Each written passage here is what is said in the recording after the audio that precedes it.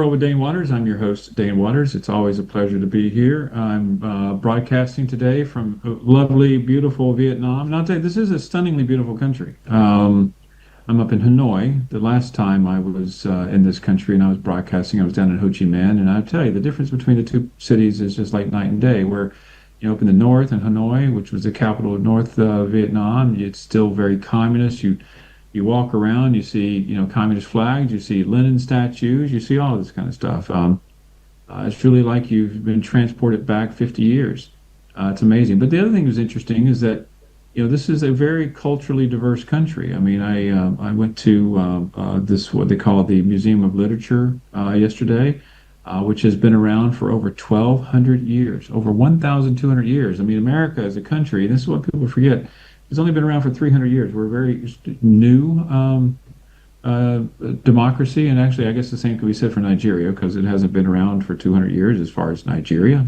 So there are a lot of new countries in the world. But anyway, enough of that rambling about that. But what's going on in the world, and what's going to be relevant to this call is what's going on with Donald Trump in the MAGA world, where he's under a lot of pressure these days because his base is very upset with him for many reasons. One is specific to Jeffrey Epstein and whether or not Jeffrey Epstein, a lot of the MAGA base believe that Jeffrey Epstein was murdered, didn't commit suicide, and he was murdered because he has this list of prominent people that were taking advantage of his niceties when it came to women. But the Attorney General came out the other day and said that that's not true, that he did commit suicide and that there's no master list. So his base is very upset, thinking that he's hiding stuff from them, and then on top of that, he's giving new consideration of what he may do to support Ukraine, which is upsetting his base. So there's a lot going on as far as Trump and additional tariffs and things of this nature. So what that means for the Trump world, I don't know. Trump can change his mind tomorrow about anything, so we just never know. So. But with our first guest and our most prominent guest, which we'll get to right after the break, we're going to be talking about Trump, his impact on Africa, and what the new tariffs mean. And there's a lot to talk about, especially, as I said, this whole show is dedicated to what's going on in Africa and Nigeria. So let's take a quick break, and we'll be back with our first guest. Thank you very much.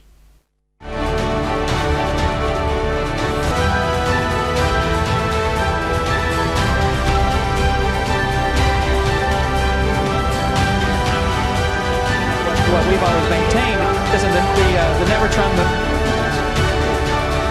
I'll break it down to the Nigeria, Lagos has become one of the largest exporters of Brazilian ivory in the world. Live in a third world nation where your votes will get stolen if you can vote for your law.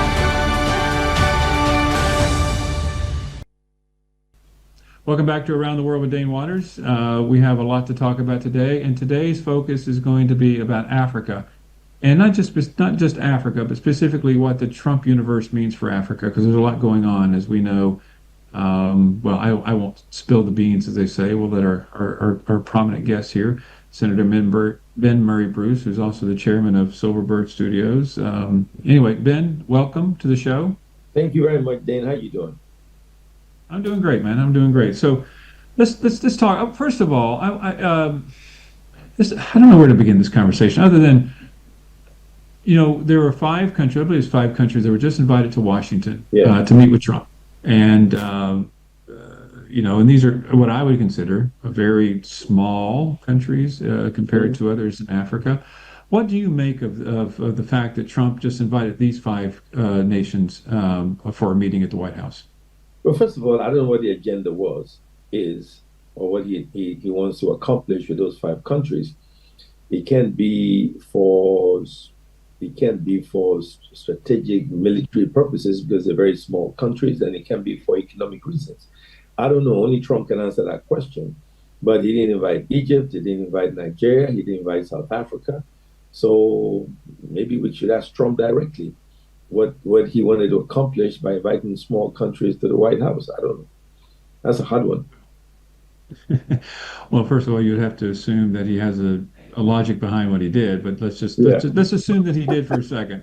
Okay, Right. let's live in a world. Let's live in a world and assume he did. But this is the thing. What's been a little frustrating for me is that listen, Nigeria is a powerhouse. There's no doubt about it, and it has, in my opinion, It's definitely, as you know, I've been around Nigeria for a long time and it's gone through its ups and downs. And I think that in many ways it's making a rebound in certain areas. Yeah. But I would argue, let me ask you this. I would argue that he invited well, first of all, I have to back up and ask you one thing. Yeah. What do you make of, before we even get into some policy things, what do you make of the fact that he was commenting on how great Liberia's president's English was? What do you make of that?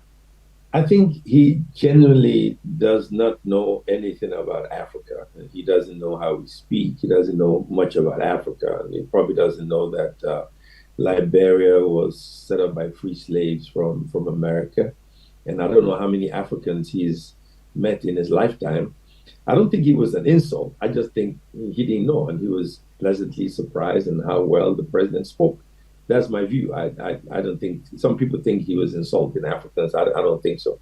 I think he genuinely does not know, and he had never come across a bunch of Africans, and so he probably just didn't know how we communicate over here.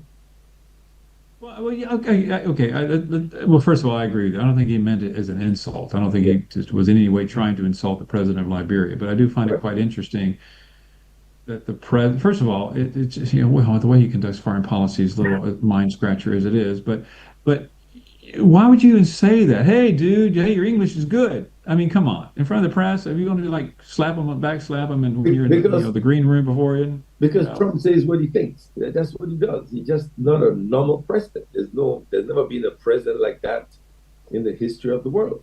The only other guy that would say something like that was the president of Mozambique, Samora Michel, when he met Ronald Reagan at the Rose Garden. He went up to Ronald Reagan and said, "Oh, you look so big. You look so tall. Yeah, I didn't know you were so big." And he kept touching Ronald Reagan's hands when they met. Because I met Samora Michel in '86 before he was killed. And Samora Michel just says what comes out of his mouth. So okay. he's like Samora Michel or maybe Idi Amin. Okay, listen, yeah. Well, first of all, I do agree. I think like to be a president, I think it's fine to speak what's on your mind. There's no doubt about it. But okay, just here's a world alert for everyone watching the show and listening to the show. Liberian's official language is English, just so you know. So if you meet a fellow Liberian around the world, you don't insult them by saying, "Oh, you speak great English." Yeah. It's read the history books. But I do think it's a commentary. Well, first of all, there's 260 some odd countries in the world. I don't expect any president to fully understand what every one culturally is. I've been in the White House. I understand that, but this is one of those things where I do believe one of the problems we're having around the world is a lack of education about what the world is like and the different cultures. And I think it's very important. If there's any takeaway from this, is that the world needs to learn more. Okay, so let's go back to this other question. The 5 countries that he invited. I would argue, what Trump is doing, if you look at what he's doing in Central America, where he's going to target the president of El Salvador and others, and where he's reaching out to Morocco, and he's reaching out to some like Libya, and now, he's also reaching out to these 5 West African countries. What he's trying to do, in my opinion, is cultivate smaller countries who will do his private bidding. For example, in El Salvador, America has created one of the largest prisons for some of our baddest criminals, our hardest criminals, and also a lot of people who are in the country illegally. And I think that one of the things he's trying to do in Africa as well is find home for these people as well. So, a country like Nigeria would probably never want to be part of that, but countries like, Burkina Faso and others that need the revenue, I mean, of course, it's a great opportunity for them. So I only say this because I think it's erroneous for people, any politician in the country of Nigeria or around the world, to criticize the President Tinubu for not being invited. I think that that's just honestly just not proper in my opinion, because it doesn't really bear fruit as far as the facts are concerned. And how would you feel? I mean, do you think that it's a slap in the face to President Tinubu by not being invited? No. If you invited President Bola Tinubu to the White House, and President Trump said, "President Tinubu, I have a favor. I'm going to send you 100,000 criminals to be kept in Abuja, and I'm going to pay you X amount of dollars." President Tinubu would say flat no. He knows that. He's not going to. If you ask the president of South Africa, Ramaphosa, he'd say no. If you invite Sisi, president of Egypt, he'd say no. So it's a waste of time inviting presidents of great African countries for requests we're going to turn down anyway. Now, if you ask a small country, would you like to keep 50,000 criminals in your country, and you're going to pay me $25,000 per criminal plus pay all the expenses, and I got a foreign policy problem or I got a deficit in my budget? Sure, I'll say yes. It's an economic transaction. I'm going to say as long as the criminals stay in prison, sure. If for a small country, cost you nothing. They'll do it. So yeah, so you're not going to invite Nigeria. We're going to say no. We're very proud people and we're a rich country. We're not going to do it. So it doesn't make sense to invite President Tinubu. President Tinubu is not going to accept it anyway. No, and I think it's a very important point that we need to get across. We're going to talk more about Africa and Africa as a whole here, but what Trump's foreign policy seems to be right now is to go after the smaller countries where he has an opportunity to make a big difference. I mean, and to kind of coerce them into doing, his bidding or whatever it may be. And you see this all around the world, which is where, he sucks up to big countries. Sorry, I'm going to take my glasses off because they keep sliding down my nose. I'm sorry. It's like, sorry, audience out there, I got new glasses and they're just sliding down my nose. So, I don't want to look like an old man, like looking over my lens. Anyway, so I apologize. I will take them off. Now, Now, the problem with that, Ben, is I don't get to see your beautiful face, Ben, so I'll just have to squint there, but there you go. I can see you. You can't see me. That's okay. But no, and this is where we have to understand what Trump's foreign policy is, as best anyone can understand it. Is that and I'm going to go off on a little tangent here for a second, and talk about Iran, which is not the subject of this show, but I think it puts this in perspective. Trump doesn't mind going after countries that can't directly fight back against America. He'll go after Iran and bomb them because he knows that they can't fight back. He'll go and attract businesses with Central American countries like El Salvador because he knows that he has clout over them. He'll go to smaller African nations because he has clout over them, because he knows that he can exert his power and influence over these smaller countries and do things that won't push back against America and just say yes. But as you said, larger, more industrious and successful countries like Nigeria and South Africa and Egypt, there's no outreach to them because he can't. They're in a position to say no. So let's talk. I'm going to say let's talk some common sense here, which is a phrase you like because you're really into common sense. Yeah. So common sense wise, where do you think? By the way, I don't think I've asked you this question in a while. What is your perception about where things stand in Nigeria? Where do you think the President Tinubu has taken the country? I think, like I said in the interview we had not long ago, he took very, very painful but necessary steps. There's nothing anybody else would have done or would have gone bankrupt. We had to fix the economy. He had to make key appointments. The first appointment that was very, very critical was National Security Advisor Nuhu Ribadu, which was very, very critical in securing our borders and making sure we were safe. It's a very, very tough job. It takes a while.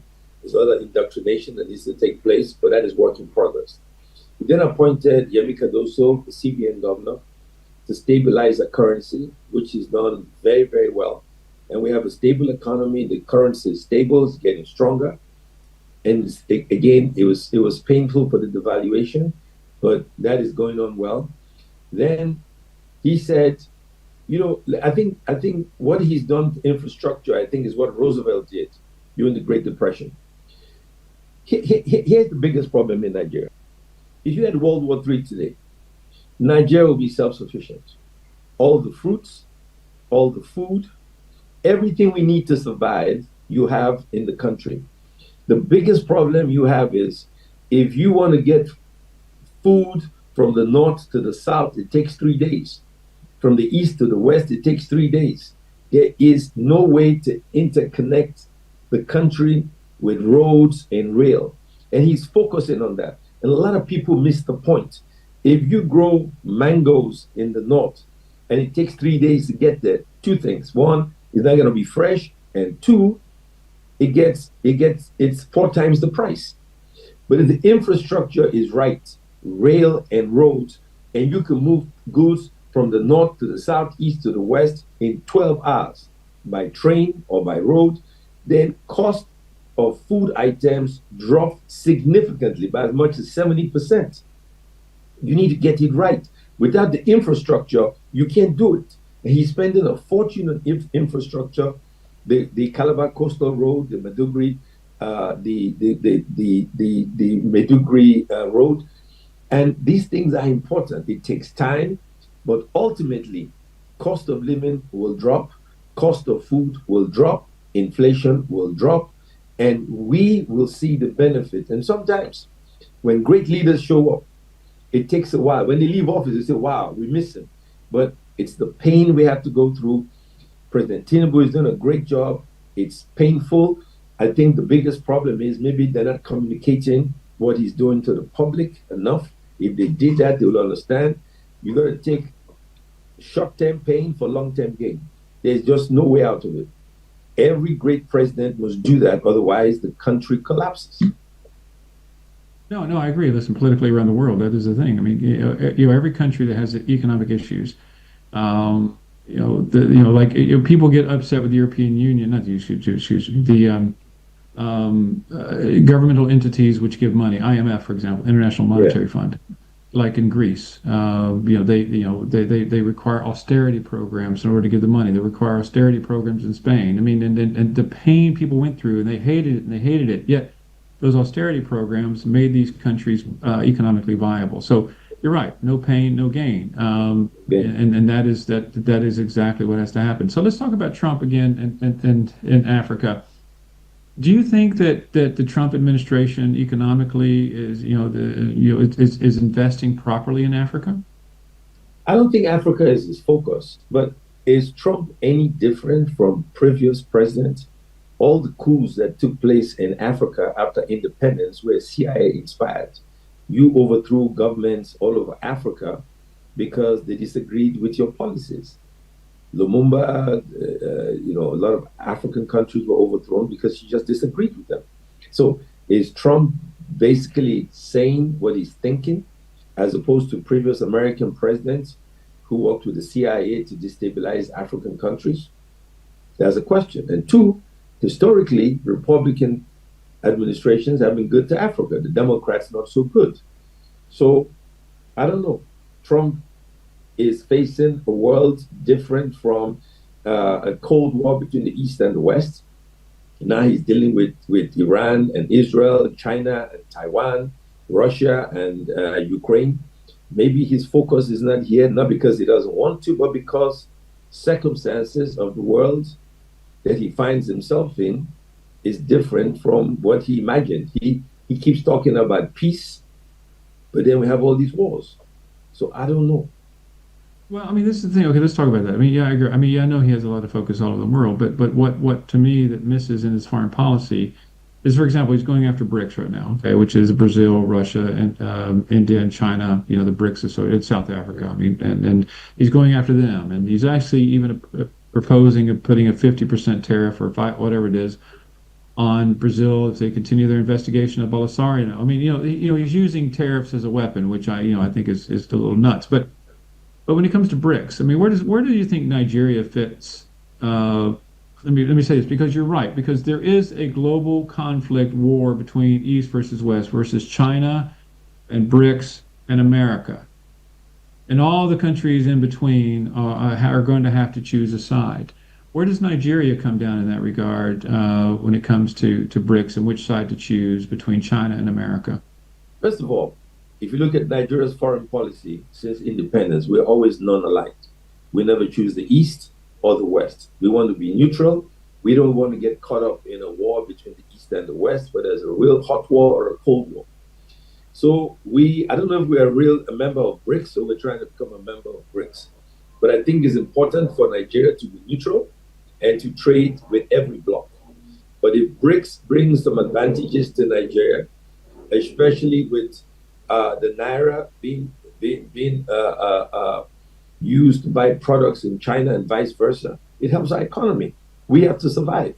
We cannot support country A or country B for the sake of their foreign policy or their domestic policy. What is important for us is what makes sense for Nigeria and what makes sense for Africa. Historically, Africa is the centerpiece for Nigeria's foreign policy. It has always been. And we've always won trade for ECOWAS, we always trade for AU. And so I think BRICS is important for Nigeria. And what Trump is doing is what empires do when they are no longer the dominant force. They're trying to hold on to power as much as they can. America is not the major manufacturing hub of the world today. It's now China. Now, so if you're president of the United States and all of a sudden you are not the manufacturing hub because you're not competitive, you might be envious or jealous or angry, and you want power back to your base. And that's difficult because cost of production in China is cheaper in China, in Vietnam, in South Korea than the United States of America. So I can understand why he's doing what he's doing. I disagree with it, but I can understand. For Nigeria, we have to do what's best and right for us. And what's best for us is 220 million people we have to look after and lower the standard of living. Yeah, well, listen, you're going to be on the next segment as well, so we got to take a quick break here. Okay. So let's take a quick break from Around the World with Dane Waters, and we'll be back with our distinguished guest, Senator Ben Murray-Bruce. Thank you.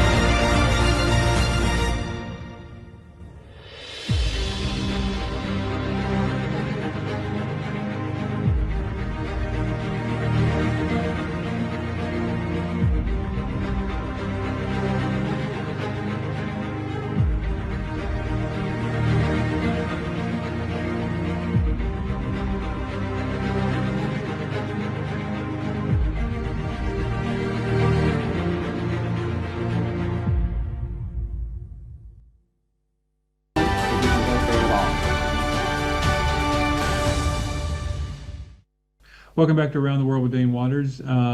We are honored to have with us Senator Ben Murray-Bruce. So we have a lot left to talk about for the next 20 minutes. So I want to come back to the economic issues in a second about China and and the United States and the world being divided up. But there's one issue that immigration. Trump has made immigration a really important pole in his tent, as they say. And he just introduced some new restrictions on Nigerian visas. I mean, what do you make of all that? Well, I studied the subject a long time ago, and these are the facts. The French, the British, and the Americans can run their embassies in Nigeria by collecting visa fees from Nigeria. You don't have to send any money to the country.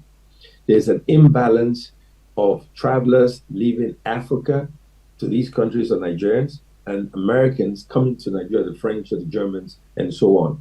People come to Nigeria for business, not tourism. We go abroad for everything else in the world. Now, it makes sense if the Nigerian government asks for 3 months visa and a $150 fee to come to the country because you're using the money to look after the embassy staff in these countries because you have foreign exchange scarcity. It makes sense from a government point of view to raise funds. But it made no sense in the sense that millions of Nigerians who want to travel out of the country will have to pay a ton of money to these countries and have a shorter stay. So I think, first of all, Trump has a right to run this country any way he wants to. The State Department has a right to do whatever they want to in terms of who they want in the United States of America. We have no right to say to them, you can't do this or you can't do that. But if we're allies and friends, there should be middle grounds. We should go back to the old policy of 5 years for frequent travelers, reduce the visa rate, and I think Nigeria should take the lead and say to come to Nigeria, it costs you $10. So if a Nigerian wants to go to America, it'll cost you $10. Reciprocity. I think that's the solution. To get into a debate about this, nobody wins. I think the solution, we lose in Nigeria, Americans don't lose, because millions of Nigerians go to America, a few hundred Americans come to Nigeria. So it's a lose-lose it's a lose situation for us and a win situation for America, because this policy means not only will you have fewer Nigerians in America, the United States government will make a ton of money for applicants for visa. So yeah, that's my take. Well, but okay, but the rumor is, one of the rumors is, goes back to what we talked about earlier, is that one of the reasons that they are quote unquote punishing Nigeria is because Nigeria won't play ball on, whether to allow prisons in the country and to take the refugees or immigrants from the United States, which is once again why he invited the five, in my opinion, the smaller countries in. But so basically, Trump is using the visa issue as a punishment to Nigeria for not playing ball with him. I mean, do you think it's you talk about building strategic partnerships? Do you think it's good that if a country says no to him, that he punishes them in such a way that even though something as simple as first of all, is what you're saying accurate? Is it really true? I don't know. I don't know. It's true. It's I don't know if it's true or not. But okay, let's live in the world where it's true. Okay. Listen, it wouldn't be far-fetched. Let me say, it wouldn't be far-fetched considering he's threatening Brazil with tariffs if for not dropping, unless they drop an investigation of Bolisario, the former president there. So it's not like outside the realm of possibility. I hate to comment on the speculation on a sovereign country. So if indeed Trump made that request, the Minister of External Affairs should respond and let us know if that is true. If hypothetically, he did make a request that we should have prisoners in Nigeria, then I agree that Nigeria should take a tough stand and say no, regardless of the consequence. We're not a banana republic, so we cannot accept. Nigeria is too great a country to accept prisoners. If they're from Venezuela, send them back to Venezuela. How is that our problem? And no, I agree. I'm sorry. I'm reaching over there because you know what? Today is like a technical difficulty day. I didn't plug in my computer, so the battery's about to go dead. I'm like really all, I don't know what's going on with me, Ben. Go ahead. You go to fix your computer. No, I did it. I was able to multitask, listen to your answer, and plug it in at the same time. So, okay. But listen. I respect. Let me tell you this. If this is true, okay. If this is true, if it's true, then I have to, applaud a sovereign nation for standing firm and saying no. I have to applaud it for that because whatever the consequences are, and that just shows because what Trump is doing. And once again, I'm not an economist. I say it all the time. I don't know if his economic policy is going to, reap all these gains to America that he talks about. I have no idea. But when you use it as blackmail for no either way against countries, I just fundamentally think it's wrong. I think it's just being a bully. I think it really is just being a bully, and I think more countries need to stand up to him. I really do. And listen, if he wants to be a badass and a bully, be a bully to Ukraine, be a bully to China, be a bully to the evil North Koreans. I mean, be a bully to the bad people. Yeah. And not countries like Nigeria that should be strategic partners with you. Yeah. So speaking of that, we were talking earlier about getting mangroves, from point A to point B in hours versus days. You're right. I mean, one thing people don't understand: successful countries have positive and strong infrastructure. That's the reality. Yeah. If you can't ship goods from point A to point B and you don't have a dependable electrical system, then you're not going to be a profitable nation. That's just the reality. So China, as you know, is investing heavily in what they call their Belt and Road Initiative, where they believe that there should be an easy transport system around the world for products out of China, whether it's air traffic, whether it's roads, or whether it's shipping. Yeah. And they're investing a lot, especially in countries like Nigeria. If Trump were to come to Nigeria and say, hey, we're going to impose, this is another hypothetical. I know you don't like it, but I'll ask you a hypothetical. Another hypothetical. Because we're dealing hypotheticals, as I said, that aren't outside the realm of possibilities. And he says, "Hey, we're going to impose a 30% tariff on you if you continue to allow China to help with your infrastructure." What do you think the president should say to him? That's a very simple question. If the Chinese are giving us $10 billion or $20 billion and doing joint ventures with us at a certain cost to develop a road infrastructure or rail or sea or air infrastructure, and let's say it's $50 billion a year, I'll say, Mr. Trump, give us $50 million, we'll get rid of the Chinese. That's all. I'm not going to get into a fight with you. Give us $50 billion every year. Bring Americans here, we'll get rid of the Chinese. We'll do a deal. If you don't do deals, I'll make a deal too.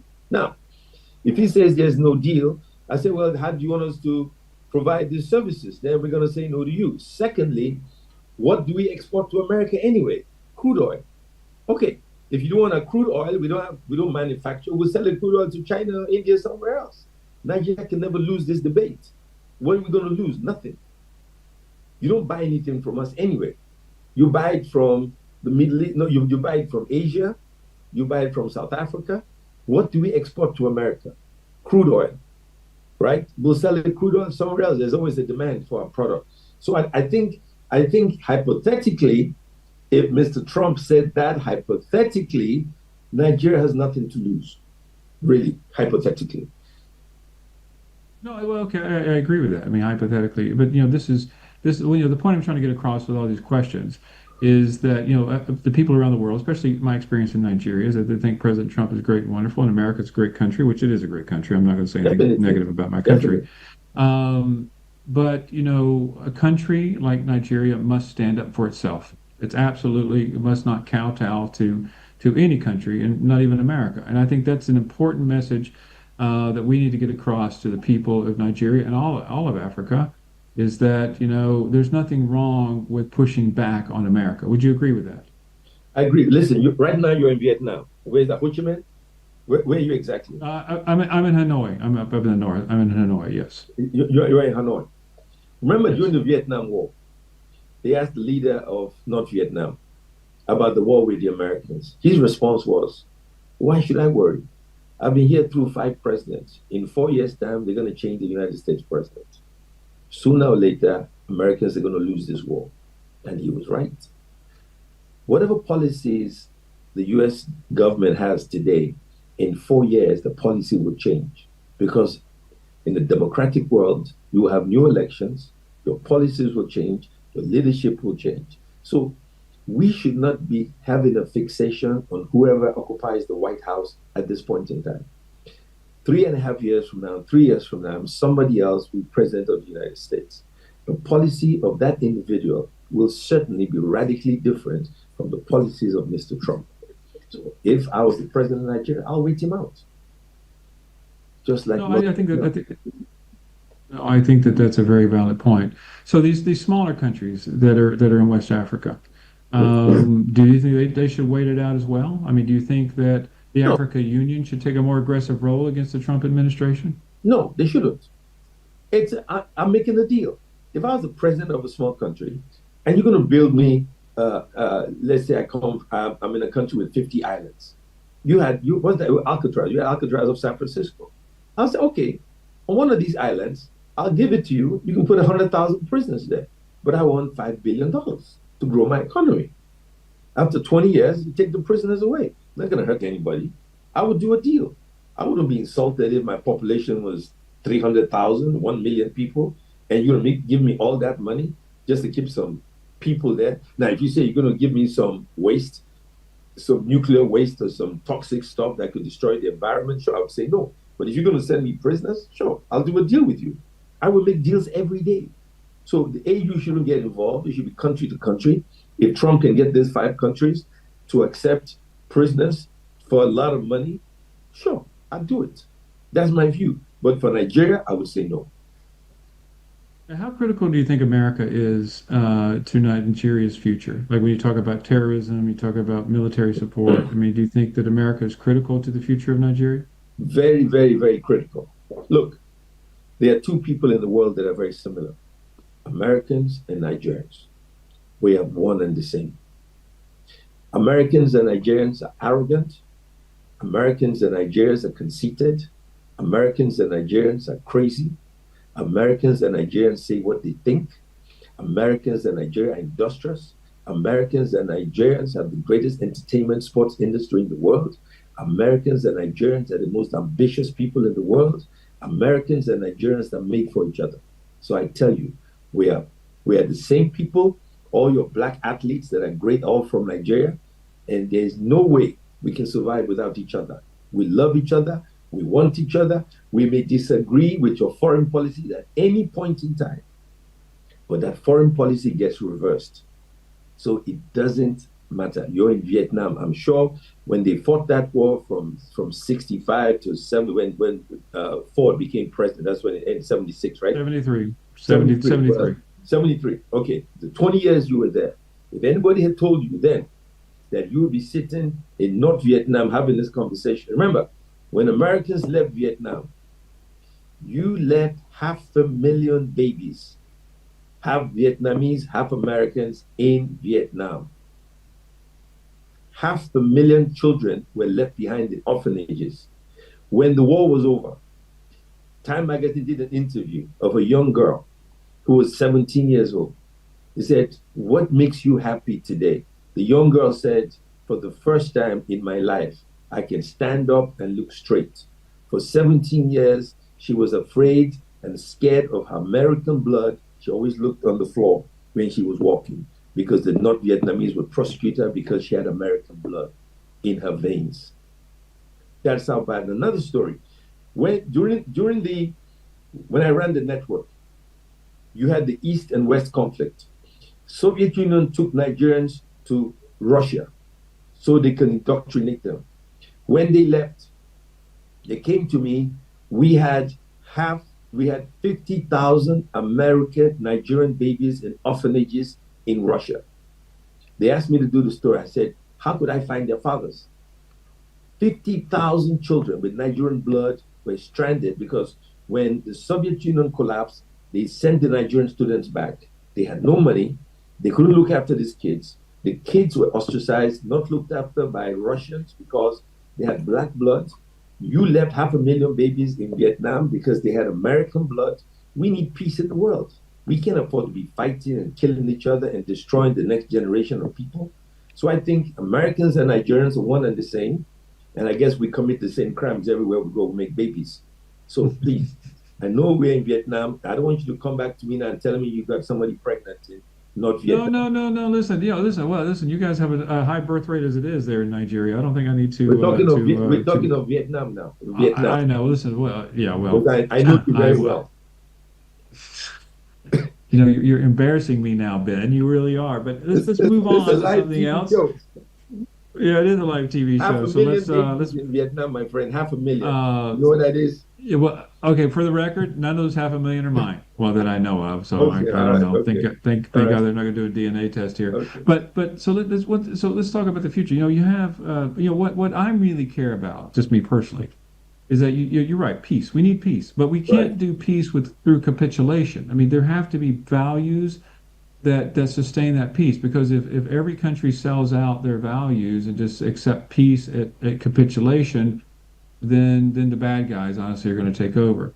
And this is where I think Nigeria can play a much more prominent role. And I want your opinion on this, is that even though you say they want to be neutral, but shouldn't Nigeria take a more active role in the African Union in trying to push policies that are in the best interest of Africa?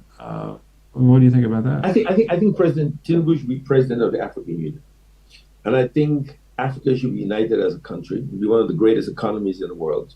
I think Gaddafi was right when he tried to unite Africa. That is where we ought to be.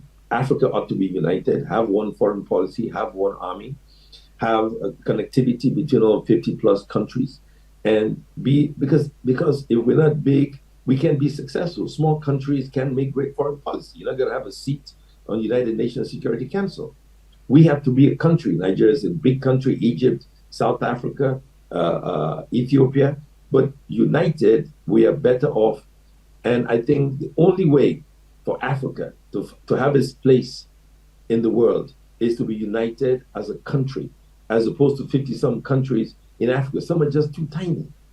Cape Verde, Benin Republic, Togo, they're just too tiny.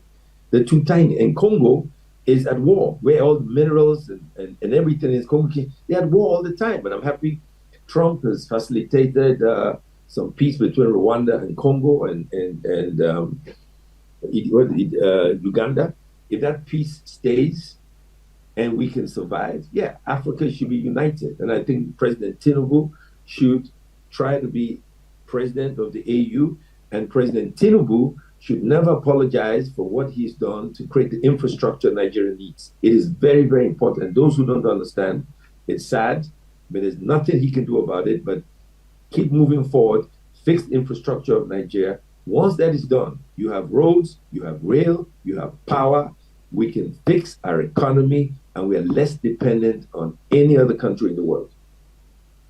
Okay, there's two quick things here. So we got 5 minutes left here. One is that it's interesting what you're proposing. Are you saying that Africa should become like the EU, where you have unified currency, unified? I mean, you think that, it's an interesting concept when you think about how many countries are there in Africa? 53 countries? 52, 53. Depends on all those fighting for independence right now. Yeah, so you would propose, if you were president of Nigeria, for example, or head of the African Union, you would propose an African Union like the European Union, where they're truly united, not just through some organization like the EUN or the African Union, right? No, I would start first with the EU one currency, then proceed like the United States of America, and all 50 plus states, 52 countries come together with one border, but let each state have their own police, have their own domestic policies, but the federal government controls foreign policies and the army. Make them independent, give them some independence, but the army and foreign policy and the currency in the center. And the capital will be Lagos. And Silverbird would be the national television outlet for the entire continent, right? Just to be very clear with that. Retired, but Nigeria would be Nigeria or Abuja, Lagos or Abuja would be the capital of Africa. And I think that's where it should be. No, it's an interesting concept. And so let's once again, I have to go back to the whole Trump issue because, and one of the reasons we want to have this show is because, what is Trump has a mythical image around Africa, everywhere I go in Africa, whether it's North Africa, Central Africa, West Africa. And people have to understand that he's not the mythical beast that he is. I mean, there are issues with how Africa deals with him. So we have the visa issue. We have the fact that he is. I think there's a chance that he is not focused on terrorism in Africa like he should. There's an issue with him not investing in Africa. He was pulling support from USAID and others. So, I would argue on the whole that Trump has not been a positive for Africa. Would you say he's been a positive for Africa or not? Well, it depends where you stand. He is marketing himself as a conservative Christian. So if you're a Christian and you feel marginalized, then you hang on to him. Okay? Now, how has he sold himself? Maybe he's never been to a church in his life, but that's how he sold himself. So there are people who love him and there are people who hate him. But then again, Trump is not the president of Africa. He's the president of the United States of America. Okay? What I think we should do is for President Bola Tinubu to invite Donald Trump to Nigeria. I think it's sometimes difficult to conduct foreign policy, flying, sending your emissary to the White House. I think Nigeria should invite Trump to Nigeria for 2-3 day visit. When he comes to Nigeria, he visits South Africa, visits some other countries, let him see for himself. He can start by sending his wife, he can send his kids, he can send whoever he wants, but he has to come to Nigeria.